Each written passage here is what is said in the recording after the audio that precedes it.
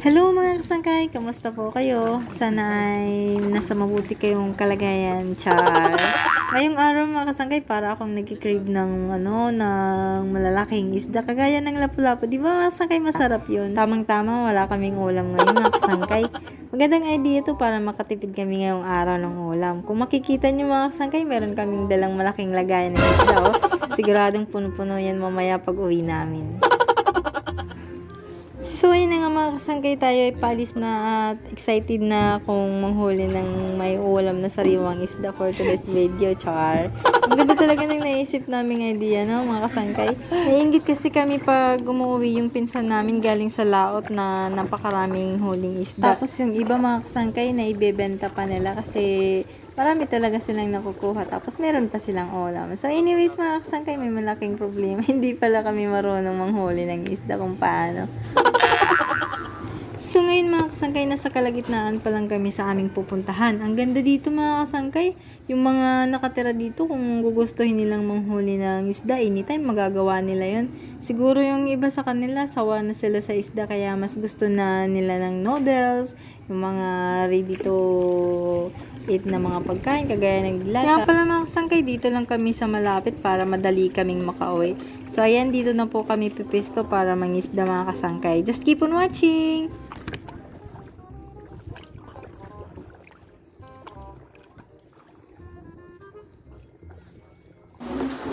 So, ayan, nandito na kami sa dagat, syempre. Alam mo naman sa lupa. At ito, subukan namin mangisda kung makakahuli tayo for today's video, mga kasangkay. So, nandito kami sa may mga puno dito sa dagat kasi alam ko nandito sila nagtatago. At ito daw ang tahanan nila, mga kasangkay. So, sure tayo na may mahuhuli tayo at ito yung gagamitin natin. Ito ang tinatawag na sima, mga kasangkay.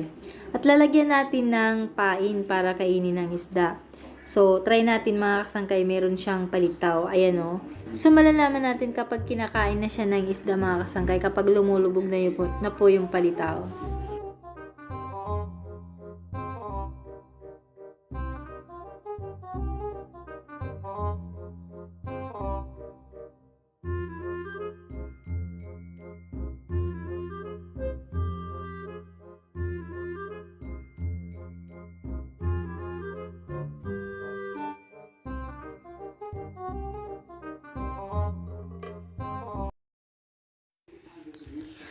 Parang naiinip na ako mga kasangkay, wala pa tayong nahuhuli.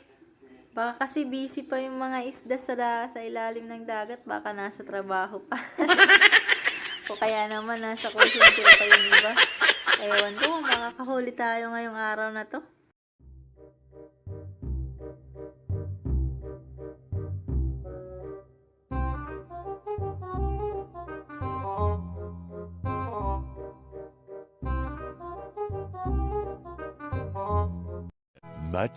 Much later.